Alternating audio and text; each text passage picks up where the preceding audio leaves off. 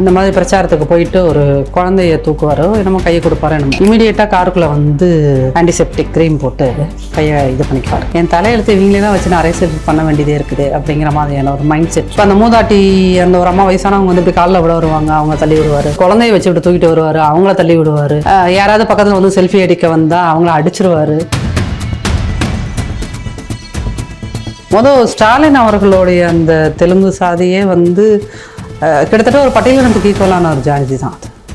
அவர்கள் வந்து ஒன்றும் எஃப்சியோ இல்லது பேக்வேர்ட் கம்யூனிட்டியோ அவங்க கிடையாது, ஃபார்வர்ட் கம்யூனிட்டியோ அவங்க கிடையாது. அந்த சின்ன மேலாம்ங்கிற அந்த பேரை வந்து கருணாநிதி அவர்கள் ரொம்ப சிரமப்பட்டு அதை எடுத்து தமிழில் அது வரைக்கும் அப்படி ஒரு சமூகமே கிடையாது. தமிழில் இசைவேளாளர்னு ஒரு சமூகமே கிடையவே கிடையாது. திமுக அப்படிங்கிறது ஒரு தெலுங்கர்கள் கட்சி. கே நேருவா இருக்கலாம், ஏவா வேலு, சேகர் பாபு, இந்த மாதிரி தெலுங்கு பேசுகிறவங்களுக்கு தான் ஃபஸ்ட் ப்ரிஃபரன்ஸ் தராங்க அப்படிங்கிற மாதிரியும். இன்றைக்கி பிரேமலதா மேடம் வந்து அங்கே போய் சேர்ந்ததும் பிரேமலதா இன்சல்ட் பண்ணின ஒரு காட்சி உங்களுக்கு வீடியோவாக கிடைக்குது. அதே திரும்ப அந்த அறிவாலயத்துக்குள் எப்படியெல்லாம் அவமானப்படுத்தப்பட்டிருப்பார். துரைமுருகன் வந்து காஃபி அவங்க கொடுத்தப்போ டக்குன்னு எடுத்து குடிச்சிட்டாரு திரும்ப. அப்போ அதை நக்கல் பண்ணி அவர் போஸ்வெங்கட்டுக்கு ஒரு இலக்கியத்தில் ஏதோ இலக்கிய அணின்னு ஏதோ ஒரு பொறுப்பை கொடுத்து வச்சுருக்காங்க. பிரச்சாரத்துக்கு அவர் போகிறார். சத்யராஜ் அவர்களுடைய மகள், அந்த மாதிரி சீட்டு கிடச்சிதா? பார்த்திபன் நடித்து இயக்கிய பெரும்பாலான படங்களுக்கு தெலுங்கு மக்கள் தான் வந்து இன்வெஸ்டர்ஸாக இருந்திருக்காங்க. அவரோட சேர்ந்துக்கிட்டு திமுகவோடு சேர்ந்துட்டு ஜிகே மணி செய்த குளறுபடிகள் தான் நானும் என் அப்பாவும் வந்து எதிர் திசையில் நிற்கிற மாதிரி ஆயிடுச்சு. அப்படி வன்னியர்களையும் பட்டியலின மக்களையும் பிரித்து வச்சு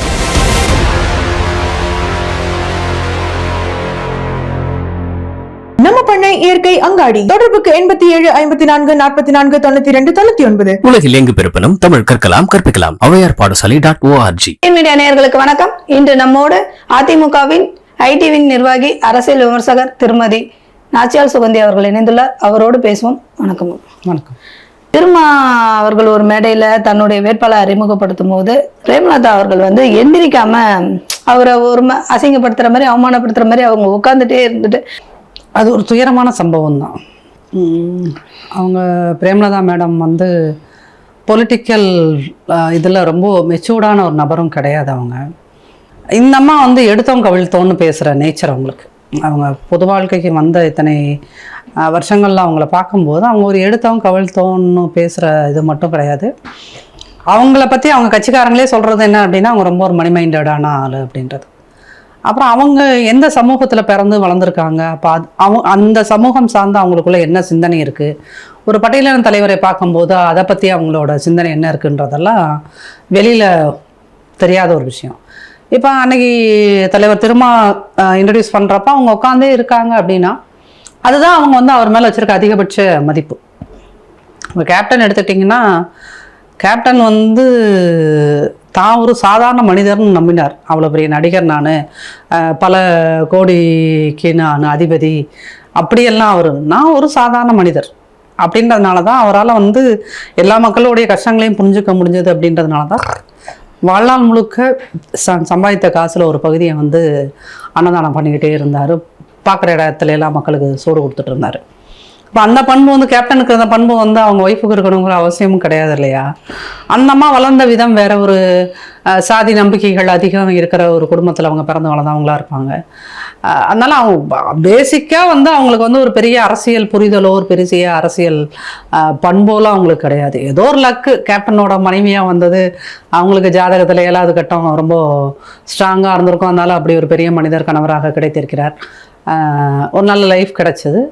அவர் மறைவுக்கு பிறகு அந்த கணவரோட பேரை சொல்லி அவங்க கொஞ்ச நாள் இந்த ஒரு எலெக்ஷன் வரைக்கும் அவங்க ஒரு ஆதாயத்தை அடைஞ்சிக்குவாங்க. அடுத்த எலெக்ஷனுக்குலாம் வந்து இது ஒர்க் அவுட் ஆகுமான்னு சொல்ல முடியாது. ஸோ அதனால் அது அந்த அம்மாவுக்குள்ளே இருக்கின்ற ஒரு சாதிய புரிதலுங்கிறது அவ்வளோதான். அது ஒரு சீப் ஆட்டிடியூடாக தான் நான் அதை பார்க்குறேன். ஓகே. இப்போ இந்த தேர்தலில் பட்டியலின வேட்பாளர்களுக்கான வாய்ப்புகள் எந்த அளவுக்கு இருக்குது? இல்லை, நீங்கள் விரும்பினாலும் விரும்பாட்டாலும் அரசியலமைப்பு சட்டம் டாக்டர் அம்பேத்கர் உருவாக்கிய இங்கே இருக்கின்ற 234 தொகுதிகளில் 44 தொகுதிகளில் வந்து எந்த கட்சியை சார்ந்த ஏதோ ஒரு பட்டியலினத்தவர் வந்துடுவார். அது ரிசர்வ்டு கான்ஸ்டிடுவன்சி அப்படின்றதுனால எந்த கட்சியிலேருந்து அவங்க வராங்க அப்படிங்கிறது ரொம்ப முக்கியம். துரதிருஷ்டவசமாக எந்த கட்சியிலேருந்து வந்தாலும் மக்களுக்கான பிரச்சனைகள் வரும்போது அவங்க எந்த அளவுக்கு குரல் கொடுத்தாங்க அப்படிங்கிறத வச்சு தான் அவங்க அறியப்படுவார்கள். இப்போ விசிகே வந்து ஒட்டுமொத்தமாக பட்டியலினத்தோட அடையாளமாக ஒரு பார்க்கப்படுது. அப்படி இருக்க விசிகேவே வந்து வேங்கவேல் பிரச்சனையிலையோ வேறு நாங்குநேரி பிரச்சனையிலையோ வேறு எந்த பிரச்சனையிலையோ சட்டசபையில் வந்து பெருசாக குரல் கொடுக்கல. அப்படிங்கும்போது அது வந்து இங்கே தமிழ்நாட்டில் மட்டுமே உண்டான ஒரு பிரச்சனை கிடையாது. நம்ம உண்மையை பேசணும். தமிழ்நாட்டில் மட்டுமே இருக்கின்ற ஒரு பிரச்சனை கிடையாது, அது இந்தியா முழுக்க இருக்கின்ற ஒரு பிரச்சனை. அம்பேத்கர் அன்னைக்கு இருந்த அரசியலமைப்பு சட்டம் உருவாக்கி கொடுத்த அந்த தனி தொகுதி அப்படிங்கிறது இன்ன வரைக்கும் அது லீகலாக இருந்துக்கிட்டு இருக்கு. பட் தனி தொகுதியில் வருகின்ற எந்த ஒரு எம்பியோ எம்எல்ஏவோ அவர்களுக்குடைய மக்களுக்குடைய ஒரு நியாயமான கோரிக்கைகளை வந்து சட்டசபையிலையோ நாடாளுமன்றத்திலேயோ இது வரைக்கும் பெருசாக எழுப்பினதில்லை அப்படிங்கிறதும் அது ஒரு போன ஜென்ரேஷன் தலைவர்களுக்கு இருந்த அந்த ஒரு வைராகியம் இருக்கு இல்லையா, அது இந்த தலைமுறையில் இருக்கின்ற தலைவர்கள் தான் நான் பெருசாக பார்க்கல. அது உள்ளபடியே ஒரு படையில் சமூகத்து பெண்ணா எனக்கு அது பெரிய வருத்தம், கவலை. இது இப்படியே கண்டினியூ ஆனால் என்ன ஆகுன்ற ஒரு பயம் இதெல்லாம் இருக்கத்தான் செய்யும். அது தவிர்க்க முடியல. இப்போ பிரேமலதா அவர்கள் அவங்களுக்கு கொடுத்த 10 இடத்துல வந்து 6 இடம் அவங்களுடைய நாயுடு சமூகத்துக்கும் 1 இடம் அருந்ததியினருக்கும் கொடுத்துருக்காங்க. இதை பற்றி கரூர் ஜோதிமணி பேசும்போது அவரும் என்ன சொல்கிறாருன்னா, இந்த வாட்டி கவுண்டர்களுக்கும் அருந்ததியர்களுக்கும் இடம் கொடுக்கப்படலை, அந்தளவுக்கு பெரும்பான்மையான இடம் கொடுக்கப்படலைன்னு ஒரு வருத்தமான ஒரு விஷயத்தை தெரிவிச்சிருக்கேன். இதை நீங்கள் எப்படி பார்க்குறீங்க? இல்லை, நீங்கள் வந்து ஒவ்வொரு கம்யூனிட்டிக்குமான ஒரு ரெப்ரசன்டேஷன் எந்த கட்சினாலும் சரி, அது டிஎம்கேவாக இருந்தாலும் சரி அதிமுகவாக இருந்தாலும் சரி அப்படிங்கிறது சரியாக கொடுக்கப்படுதல் அப்படிங்கிறது வந்து அது வந்து ஒரு கலை தான். ஆக்சுவலி உரிமையை கொடுப்பதற்கு கூட அவங்களுக்கான ஒரு பொலிட்டிக்கல் ரெப்ரசன்டேஷனை கரெக்டாக கொடுக்கறதுங்கிறது இங்கே அது ஒரு பெரிய சமயோஜித புத்தி வேணும். இப்போ திமுக மேலே தொடர்ந்து வைக்கப்படுகின்ற ஒரு குற்றச்சாட்டு, அது இந்த சோசியல் மீடியாலாம் பெரிய அளவுக்கு வளர்ந்த பிறகு எல்லா தரப்பாலையும் வைக்கப்படுகின்ற ஒரு குற்றச்சாட்டு என்ன அப்படின்னீங்கன்னா, திமுக அப்படிங்கிறது ஒரு தெலுங்கர்கள் கட்சி அப்படிங்கிறது. ஏன்னா அதில் பெரிய டிபார்ட்மெண்ட்ஸ் வச்சுருக்காங்க, அந்த பெரிய போர்ட்ஃபோலியோ வச்சுருக்கவங்க எல்லாருமே தெலுங்கர்களாக இருக்கிறார்கள். அது கே நேருவாக இருக்கலாம், ஏவா வேலு, சேகர் பாபு, இந்த மாதிரி தெலுங்கு பேசுகிறவங்களுக்கு தான் ஃபர்ஸ்ட் ப்ரிஃபரன்ஸ் தராங்க அப்படிங்கிற மாதிரியும். இன்றைக்கி பிரேமலதா மேடம் வந்து அங்கே போய் சேர்ந்ததும் அவர் ஏவா வேலு தன்னோட சொந்தக்காரங்க அப்படின்னு சேர்த்துக்கிட்டாரு. ஏவா வேலு பேத்திக்கு பிரேமலதாவோட பையனை கல்யாணம் பண்ணி கொடுக்க போகிறாங்க அப்படின்லாம் நிறைய யூகங்கள் பேச்சுகள் அடிபட்டு இருக்குது. இந்த திராவிட சிந்தனை அப்படிங்கிறத திமுக என்னவா மாற்றி வச்சிருக்குது அப்படின்னீங்கன்னா, திமுகங்கிற ஒரு பார்ட்டி தெலுங்கர்களுக்கான ஒரு பார்ட்டி அப்படிங்கிற மாதிரியான ஒரு பிம்பத்தை அது வலிந்து திணிந்து தான் அது உருவாக்குது அப்படிங்கிற மாதிரி தான் நான் அதை புரிஞ்சுருக்கேன். இல்லை, சில ஆக்டர்ஸே பார்த்திபன், போஸ் வெங்கட் அவர்கள்லாம் வந்து நாங்கள் ஒரு நாயுடு இனத்தை அந்த ஜாதியை சொல்லி அவங்க தங்களை அடையாளப்படுத்திக்கின்ற விஷயங்களா இருக்கட்டும். அதே பார்த்திபன் அவர்கள் அந்த நிகழ்வுக்கு அப்புறம் நீதிமன்றத்தில் போயிட்டு ஜாதியே இல்லைங்கிற ஒரு ஜாதியே எனக்கு வேணாம், ஜாதி இல்லைங்கிற ஒரு சர்டிஃபிகேட் கொடுக்க சொல்லி. தமிழ்நாட்டை பொறுத்தளவுக்கு மேடம், நம்ம வந்து இங்கே வந்து பெரியார் அப்படிங்கிற ஒருவருடைய பெயரை வந்து திமுக மார்க்கெட்டிங்காக பயன்படுத்தியது. ஆனால் சாதியை மிக ஆழமாக வளர்த்து விட்ட ஒரு கட்சி அப்படின்னீங்கன்னா அது திமுக தான், ரொம்ப ஆழமாக. அன்புமணி அவர்கள் வந்து டீகோடர்ன்ற ஒரு சேனலுக்கு பிரணாய் ராய் சார், ரொம்ப சீனியர் ஜேர்னலிஸ்ட், என்டிடிவியோட முன்னாடி இருந்தவர், அவருக்கு கொடுத்த ஒரு பேட்டியில் வந்து சொல்கிறாரு, திமுக தன்னுடைய சுய லாபத்துக்காக, எங்கள் அப்பா 84 வயசானவர், இன்னைய தேதியில் அவர் மனநிலைமை ஒரு 10 வயசு குழந்த மாதிரி இருக்குது. அவர் ஜிகே மணி வந்து திமுகவோட மிகப்பெரிய ஆதரவாளர், அவரோட சேர்ந்துக்கிட்டு திமுகவோட சேர்ந்துட்டு ஜிகே மணி செய்த குளறுபடிகள் தான் நானும் என் அப்பாவும் வந்து எதிர் திசையில் நிற்கிற மாதிரி ஆயிடுச்சு அப்படின்னு. திமுகவோட இத்தனை வருஷ பாலிடிக்ஸ், அது கருணாநிதி காலத்திலிருந்து வன்னியர்களையும் இந்த பக்கம் பட்டியலின மக்களையும் பிரித்து வச்சு, நீ இந்த பக்கம் நின்று நீ இந்த பக்கம் நின்று நீ அடிச்சிட்டு சாகிறது தான் எனக்கான அரசியல் அப்படிங்கிறத கடந்த ஒரு 30 வருஷமாக ரொம்ப ஷார்ப்பாக அதை பண்ணிட்டு வராங்க, ரொம்ப ஷார்ப்பாக அதை பண்ணிட்டு வராங்க. அதுக்கேற்ற மாதிரி அவரும் வந்து ராமதாஸ் ஐயாவும் நல்ல உடல்நிலையோடு இருந்தபோது கருணாநிதி அவர்களுடைய ஒரு இன்டைரக்டான அட்வைஸின்படி தலித் அல்லாதோர் கூட்டமைப்புன்னெலாம் அவர் உருவாக்குனார். அப்போ அதை வச்சு அவர் தலித் இல்லாத ஒரு கூட்டமைப்புன்னு உருவாக்கி ராமதாஸ் வந்து பெரிய அளவுக்கு பொழைச்சாரோ இல்லையோ, இந்த பக்கம் கருணாநிதி அவர்கள் பிழைத்தார், நல்லா பழைச்சார். அப்போது இங்கே வந்து ஒரு அரசியல் கட்சியாக திமுக என்னன்னா சாதியை வந்து ரொம்ப ஆழமாக கொண்டுட்டு போகுது, ரொம்ப ஆழமாக கொண்டு போகுது. குறிப்பாக தெலுங்கு பேசுகின்ற மக்களுக்கு எல்லா விஷயங்கள்லையும் ஒரு முன்னுரிமையை கொடுக்கிறது. கேகேஎஸ் சார் அதிமுகவில் இருந்தாலும் சரி, இல்லை வேறு எந்த தெலுங்கு பேசுகிறவர்கள் அதிமுகவில் இருந்தாலும் சரி, அவங்க வந்து அவ்வளோ தூரம் அறியப்பட மாட்டாங்க. ஆனால் திமுகவுக்கு போயிட்டாங்கன்னா பெரிய அளவில் அவர்கள் அறியப்படுவார்கள். இப்போ நீங்கள் சொன்ன அந்த சினிமா சம்மந்தப்பட்டவர், அந்த போஸ் வெங்கட், பார்த்திபன் நடித்து இயக்கிய பெரும்பாலான படங்களுக்கு அவருடைய சமூகத்தை சார்ந்த தெலுங்கு மக்கள் தான் வந்து இன்வெஸ்டர்ஸாக இருந்திருக்காங்க. பணம் கொடுத்தது, அந்த பணம் கொடுத்தது அப்படிங்கிறத எந்த அடிப்படையில் கொடுத்துருக்காங்க? நம்ம தெலுங்கு அப்பாயியா, நம்ம தெலுங்கு பையன். இப்போ ரீசெண்டாக அவர் ஏதோ ஒரு படம் பண்ணினார், அதில் கூட அவரோட கம்யூனிட்டி ஆட்கள் தான் அவருக்கு கொடுத்தது. நம்ம தெலுங்கு பேசுகிற பையன், நம்ம பையன் அப்படிங்கிறது தான். இப்போ இந்த போஸ் வெங்கட்னு சொல்லி ஒருத்தர், அவர் ஃபஸ்ட்டு ஏதோ மெட்டி ஒலி ஒரு சீரியலில் தான் அவர் அறிமுகமாகறாரு, இது பண்ணுறாரு.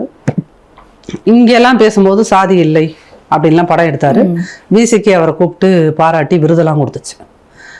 டக்குன்னு பார்டர் தாண்டாரு, போகிறாரு, தெலுங்கு மண்ணில் கால் வைக்கிறார். உடனே ஐம் அ நாயுடு கை அப்படிங்கிறார்.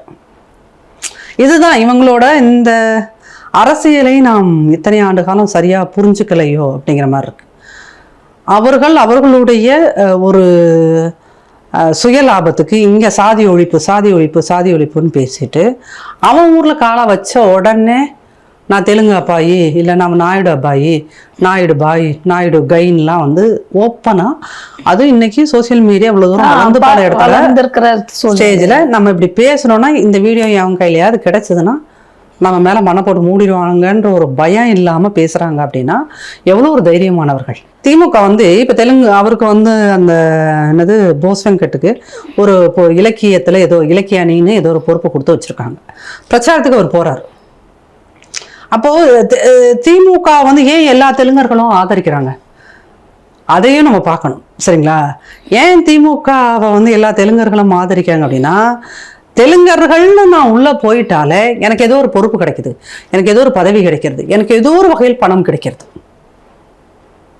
இப்போ அந்த சத்யராஜ் அவர்களுடைய மகள், அந்த அம்மாவும் ஓவரா கூவி பார்த்துச்சு, அளவுக்கு அதிகமாக ஓவரா கூவிச்சு. அந்த அம்மாவுக்கு சீட்டு கிடைச்சதா? கிடைக்கல. ஏன்னா அது ஒரு தமிழ் பெண்.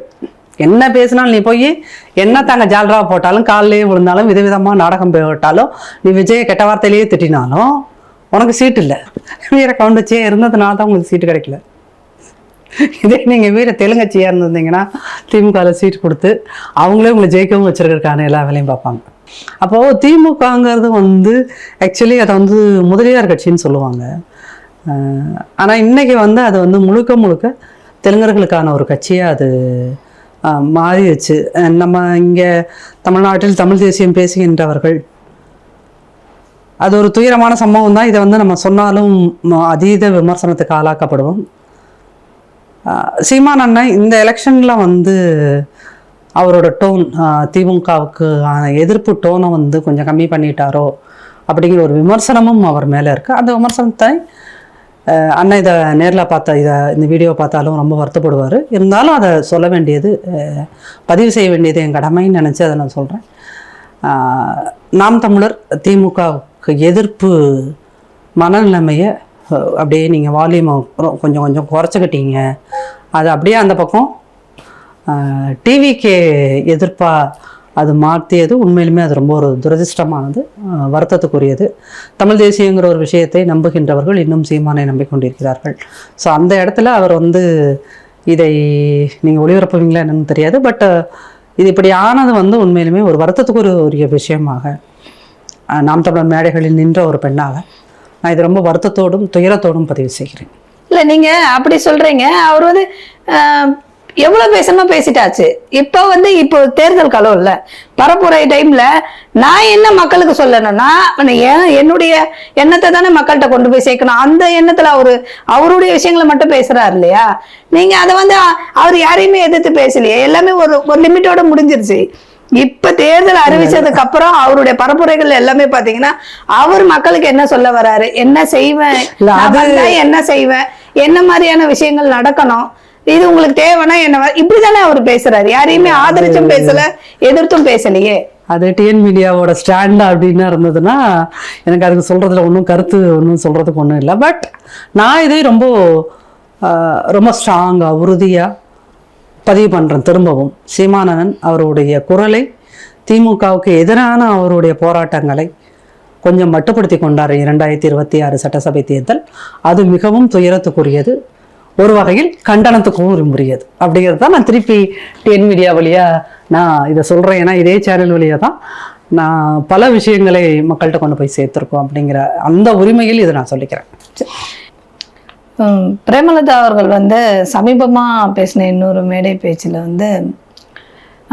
பெண்களுக்கான பாலியல் வன்கொடுமை புகார்களை தாண்டி இந்த அரசு மேல நீங்க என்ன பெருசா குற்றச்சாட்டு சொல்லிட முடியும், அவர் மக்களுக்கு கொடுக்குற பணம்லாம் இந்த ஜிஎஸ்டி வரியில இருந்து கொடுக்குற பணம் தான் அப்படின்ற மாதிரியான விஷயங்கள் எல்லாம் பேசி இது நீங்க எப்படி பாக்குறீங்க?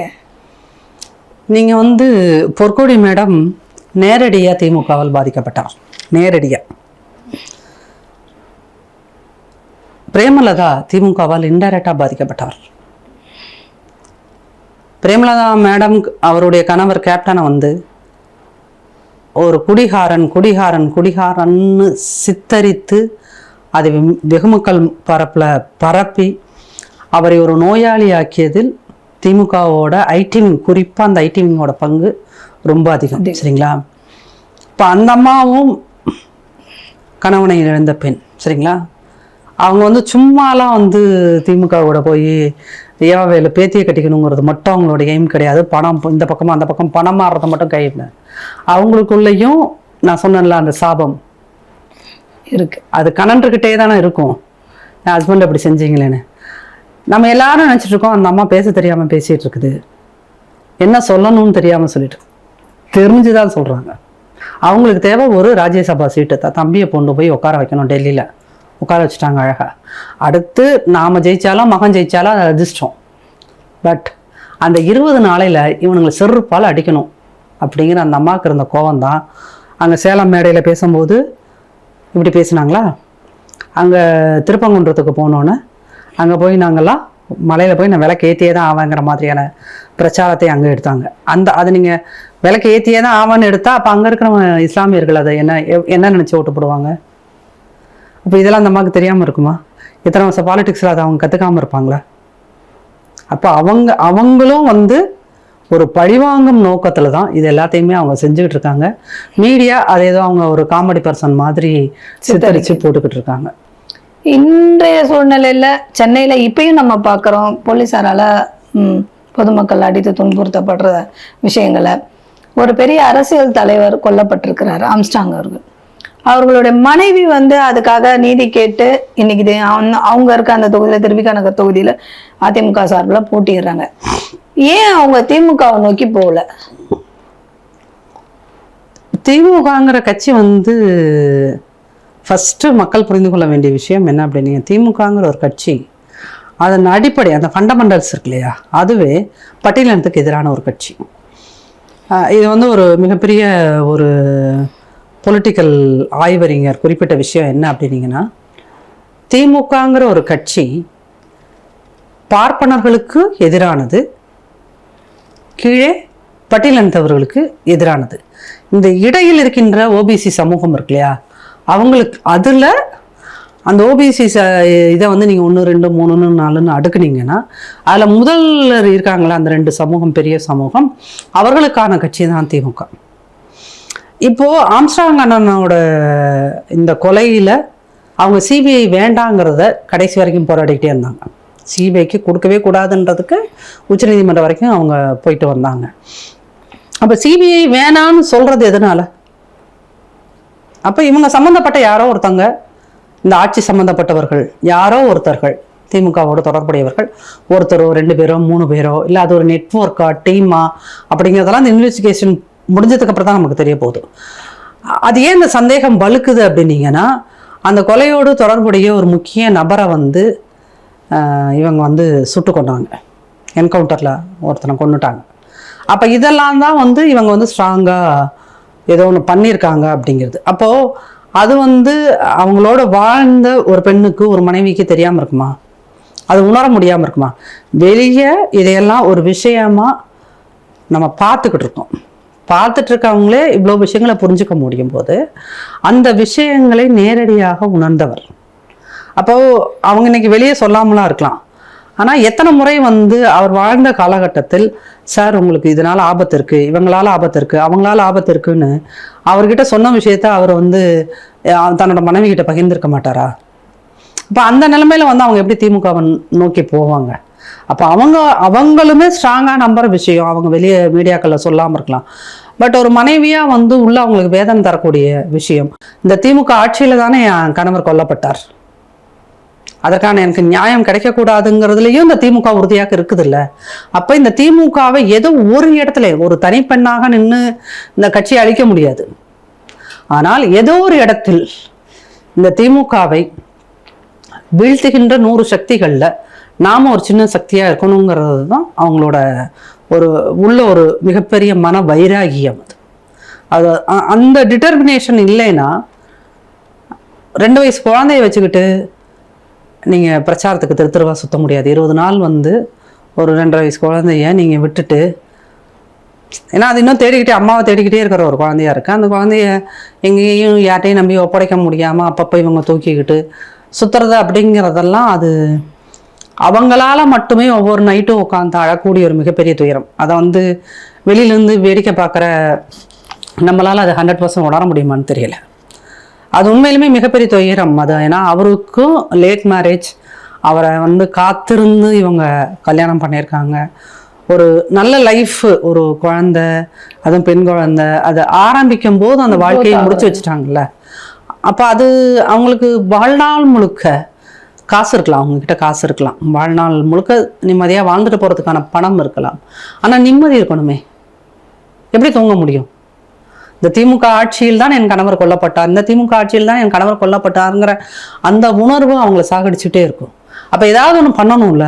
அப்போ அதுக்கு நான் அதிமுக பக்கம் போகிறது தான், எனக்கான விஷயங்களை நான் செஞ்சுக்கணும் அப்படிங்கிற ஒரு இடத்துல தான் அவங்க அதிமுகவை நோக்கி வந்திருக்காங்க. அதிமுகவோடு அவங்க சேர்ந்து இருக்கணும், அதிமுக அவர்களுக்கான விஷயங்களை செய்து கொடுக்கும் அப்படிங்கிறதும், அவங்களுக்கான அந்த நீதிக்கான ஒரு பயணத்தில் மிக நிச்சயமாக அவங்களோட நிற்போம் அப்படிங்கிற ஒரு உறுதியை எங்களுடைய தலைமை கொடுத்த பிறகு தான் அவங்க வந்து இரட்டை இலை சின்னத்தில் நிற்கிறதுக்கு அவங்க ஒத்துக்கிருப்பாங்க. ஸோ அந்த வகையில் வந்து ஒரு பொற்கொடி மேடம் அழற மாதிரி திமுக பல பெண்களை இந்த ஆட்சியில் அழ விட்டுருக்கு. குறிப்பாக அந்த கள்ளக்குறிச்சியில் கள்ளச்சாராயம் குடிச்சு சித்தவங்களில் அங்கே ஃபீல்டுக்கு நாங்கள் போன போது எத்தனை 100 பெண்கள், எத்தனை சின்ன சின்ன குழந்தைங்க, அந்த செத்து போனவங்களோட பிள்ளைகள், அதெல்லாம் பார்க்கும்போது அந்த இடத்துல நின்று எத்தனை பெண்கள் சாபம் விட்டுருப்பாங்க சொல்லுங்கள். அந்த பாடியெல்லாம் தூக்கிட்டு போவாங்க. அங்கே ஒரு கோமுகியார்னு ஒரு ஆறு இருக்கும், அந்த ஆறில் தான் அட் அ டைமில் 50 போனோம். அந்த காட்சியெல்லாம் இனிமேல் எங்கேயுமே பார்க்க முடியாத ஒரு துயரமான காட்சி. அப்போது ஒரு 10 வயசு பிள்ளைய அவங்க அப்பனை தூக்கிட்டு போய் அங்கே கூடமாக வச்சு எரிக்கிறாங்க. எரிக்கும்போது அந்த பொண்ணுக்கு, அந்த குழந்தைக்கு எப்படி வயிறு எரிஞ்சிருக்கும்? அப்போ ஒரு பொற்கொடி இல்லை, ஒரு கிட்டத்தட்ட ஒரு 1000 பொற்கொடிகளோட சாபம்னு ஒன்று இருக்குல்ல, பெண் குழந்தைகளின் சாபம். இப்போ அந்த ஆம்ஸ்ட்ராங் அண்ணனோட அந்த குழந்தை 2 வயசு குழந்தைக்கு அதுக்கு ஒன்றும் தெரியல, அது போகுது வருதுன்னு. நாளைக்கு வளர்ந்த பிறகு அதுக்கு தெரியும்ல.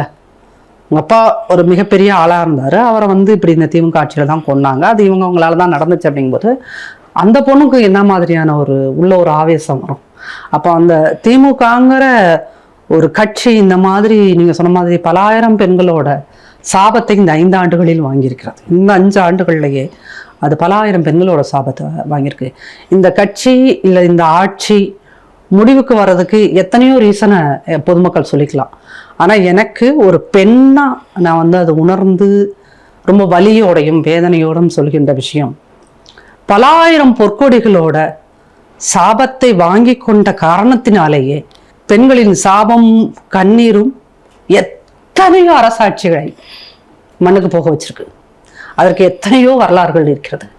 அந்த வரலாற்றில் இந்த 21வது நூற்றாண்டில் நம்ம பார்க்கக்கூடிய ஒரு விஷயமாக இந்த திமுகங்கிற ஒரு கட்சி பல்லாயிரம் பொற்கொடிகளின் சாபங்களையும் வயிற்றெரிச்சல்களையும் கண்ணீரையும் வாங்கி குவித்து வைத்திருக்கிறது மலையாக. அது ஒரு துர்காமா எத்தனை கோயிலுக்கும் போனாலும் அந்த கண்ணீருக்கு பதில் சொல்லவே முடியாதுங்கிற. இல்லை, ஏன் நான் பொற்கொடி ஆம்ஸ்ட்ராங் பற்றி நான் கேட்குறேன் அப்படின்னா, அவங்க பகுஜன் சமாஜ் கட்சியை சேர்ந்தவங்க.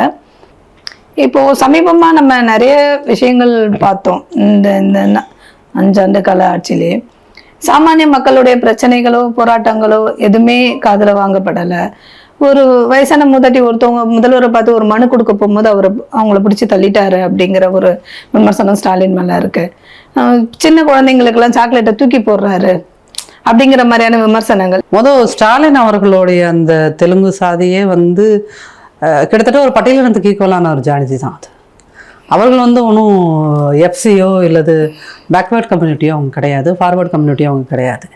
ஒரு எஸ்சிக்கு ஈக்குவலான ஒரு சாதி அப்படின்றதுனால தான் அந்த சின்ன மேளம்ங்கிற அந்த பேரை வந்து கருணாநிதி அவர்கள் ரொம்ப சிரமப்பட்டு அதை எடுத்து தமிழில் அது வரைக்கும் அப்படி ஒரு சமூகமே கிடையாது. தமிழில் இசைவேளாளர்னு ஒரு சமூகமே கிடையவே கிடையாது.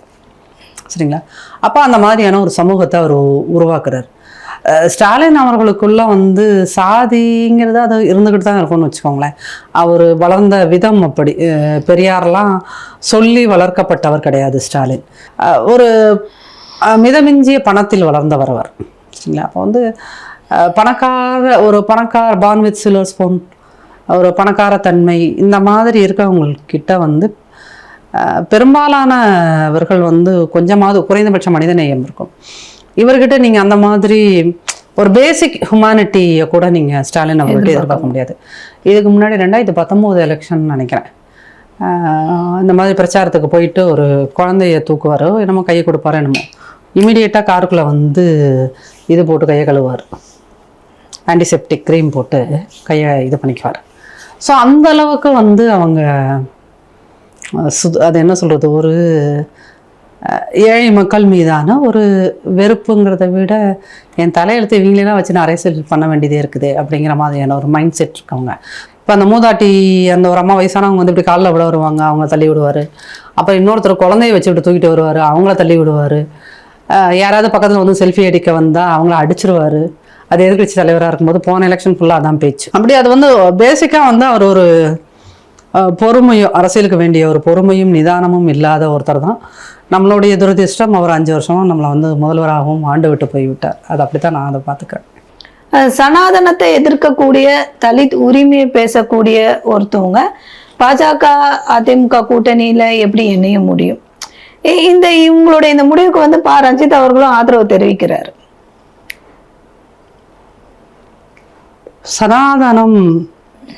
சனாதனம்னு இங்கே பேசுகின்ற பலருக்கு ஒரு விஷயம் புரியறதில்ல. மதம் சாதி. திமுக உங்களுக்கு மதவாதத்தை மட்டும்தான் கட்டுது. மதவாதத்துக்குள்ள ஒளிஞ்சிருக்கிறது சாதியவாதம். சரிங்களா?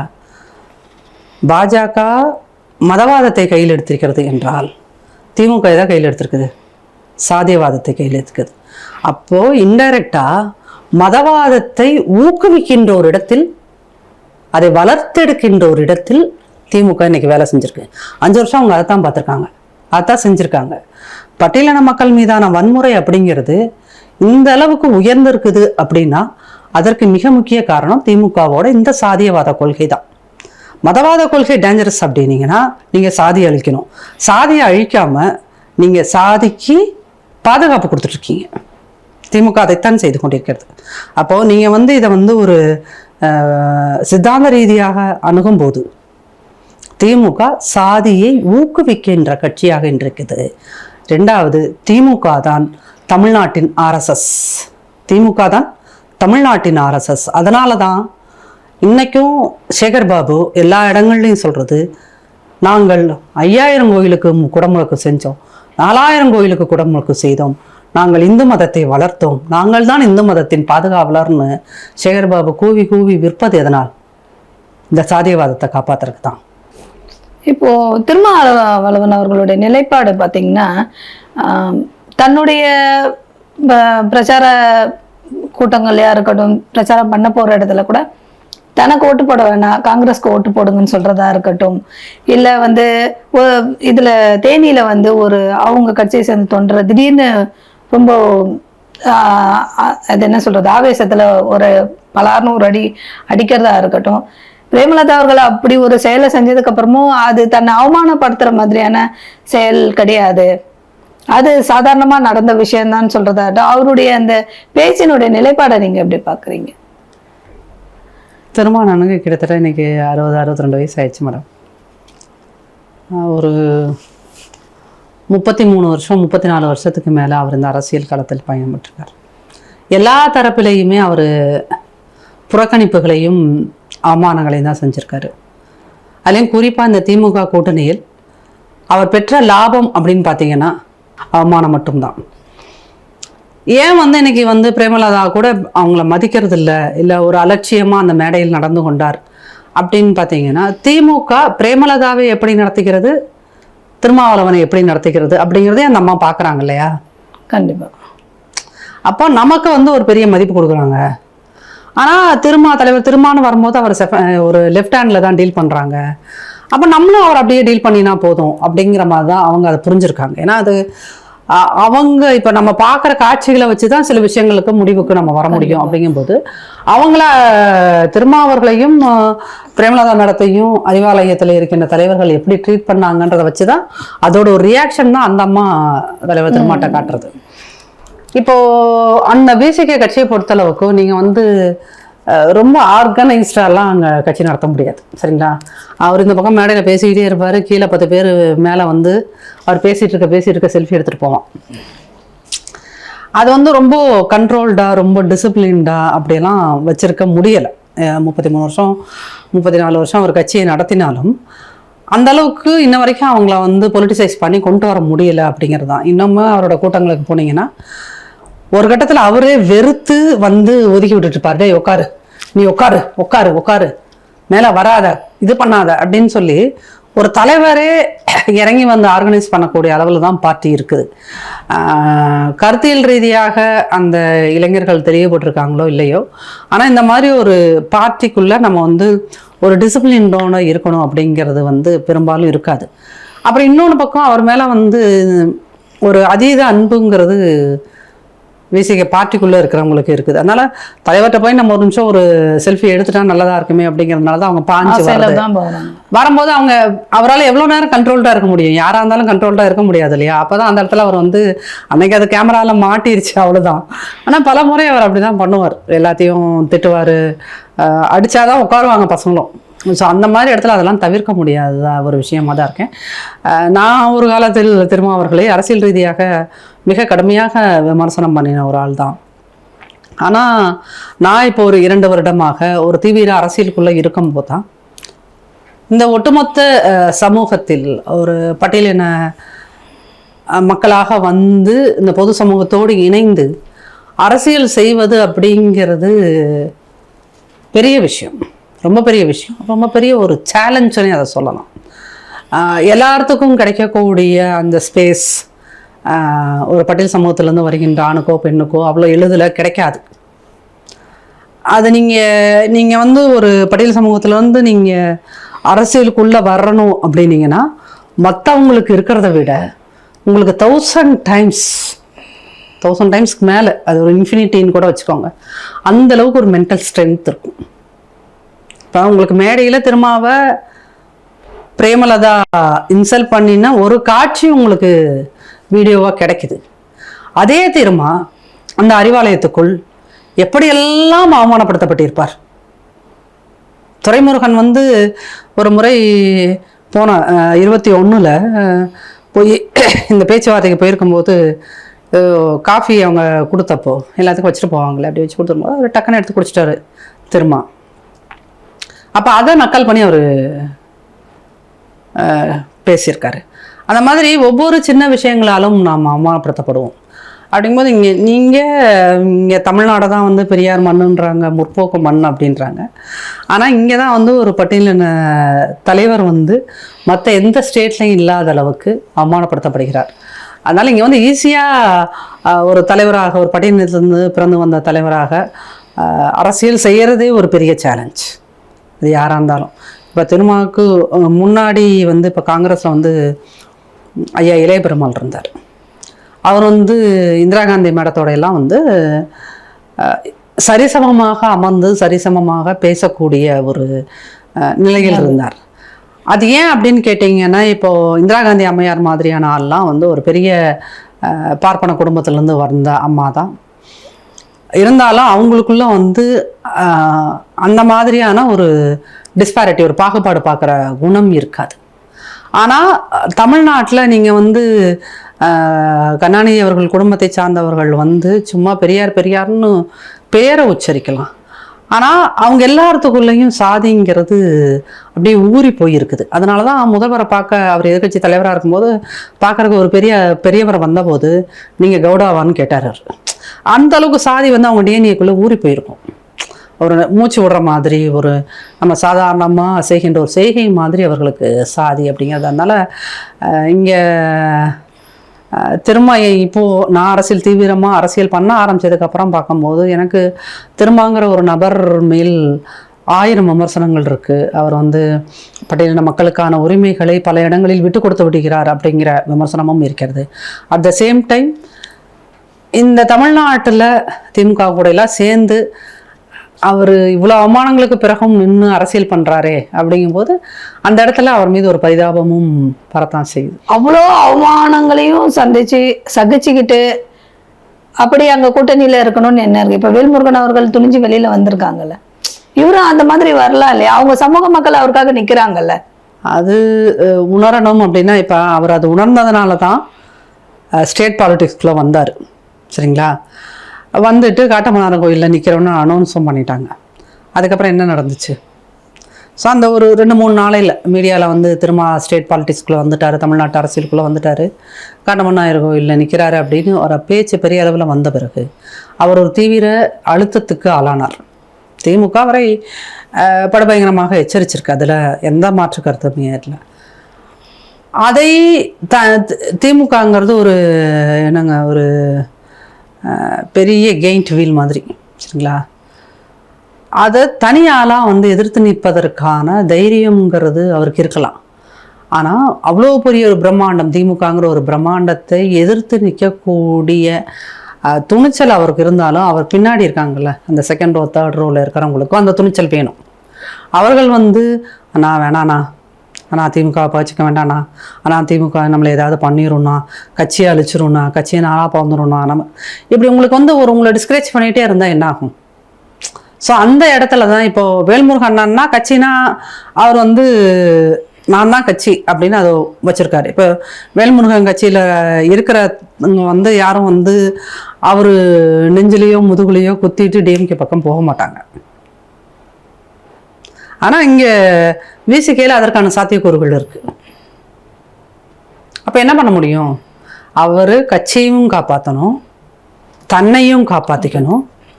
ஆனால் அதிகாரத்துலேயும் அவர் இருக்கிறது ரொம்ப முக்கியம். ஒரு எம்பியாவோ எம்எல்ஏவோ அவர் அதிகாரத்தில் இருக்கிறது ரொம்ப முக்கியம். அப்படிங்கும்போது திமுகவை அவர் எதிர்ப்பது அப்படிங்கிறதுக்கு அவர் கூட இருக்கின்ற அத்தனை பேரும் துணையாக நின்றால் அவர் எதிர்க்கலாம். இருக்கிறதுல யார் எப்போ என்ன பண்ணுவாங்கன்ற மாதிரியான ஒரு சூழல் இருக்கும்போது அவரால் எதிர்க்க முடியல. அதுதான் அங்கே இருக்கிற ஒரு மிக நுண்ணியமான ஒரு அரசியல். அதை வந்து என்னென்னா, திருமாவோட இடத்துல நின்று அதை நம்ம பார்க்கும்போது தான் அது புரியும். சரி, இதே திருமா அவர்கள் தான் வந்து இப்போ என்ன சொல்லியிருக்கிறாருன்னா, தமிழ்நாட்டில் சட்டம் ஒழுங்கும் சரி, பெண்களுக்கு நடக்கிற வன்கொடுமையும் சரி, போன ஆட்சியை விட இந்த ஆட்சியில் கம்மியாக தான் இருக்கு, சட்டம் ஒழுங்கு ரொம்ப சிறப்பாகவே இருக்கு இந்த ஆட்சியில் அப்படின்னு சொல்லியிருக்கிறாரு. எனக்கு அந்த ஒரு அம்மா வந்து சசிகுமார் சார் படம்னு நினைக்கிறேன். அது இந்த ஒரு ஜானு வயிற்றுக்கு தான் எல்லாத்தையும் விற்கிறேன், எல்லாத்தையும் விற்கிறேன்னு ஒரு பாட்டம் வரும். இவரா ஒரு 8 சீட்டுக்கு 6 சீட்டுக்கு 2 எம்பி சீட்டுக்கு தன்னுடைய சுயமரியாதையை இழப்பதற்காக அவர் எதையாவது ஒன்று பண்ணித்தானே ஆகணும். ஸோ அந்த மாதிரியான ஒரு சுயமரியாதை இழப்பாகத்தான் எத்தனையோ ஸ்டேட்ஸ்மெண்ட் கொடுத்துருக்காரு. அவர் வந்து உதயநிதி வந்து ரொம்ப பெஸ்ட் பொலிட்டீஷியன்லாம் கூட சில மேடைகளில் சொல்லியிருக்காரு. ஸ்டாலின் மாதிரி ஒரு மிகச்சிறந்த அரசியல்வாதி இல்லைன்னு சொல்லியிருக்காரு. அந்த மாதிரி அவர் சொல்கின்ற பல்வேறு இந்த மாதிரி வசனங்களில் இதுவும் ஒரு வசனமே தானே ஒழிய, திருமாவர்கள் சொல்லிட்டாரு அப்படின்றதுனாலேயே வந்து இங்கே சட்டம் ஒழுங்கு சரியாக இருந்துச்சா அப்படிங்கிறது அவர் சொல்வதை பார்க்கின்ற அவர்கள் தொண்டலுக்கு புரியும்ல. எத்தனை கேஸ் அவங்களே அட்டன் பண்ணியிருப்பாங்க, அவங்களோட லாயர்ஸே. பட்டியலின பெண்கள் பாதிக்கப்பட்ட போது எத்தனை தடவை அவங்க போலீஸ் ஸ்டேஷன் போயிருப்பாங்க, கோர்ட்டுக்கு போயிருப்பாங்க, இன்னும் கேஸ் நடத்திக்கிட்டு இருப்பாங்க. அப்போ அவருக்கு உண்மை தெரியும். ஆனால் என்ன பண்ணுறது, அந்த பாட்டு தான் அவரோட நிலைமை.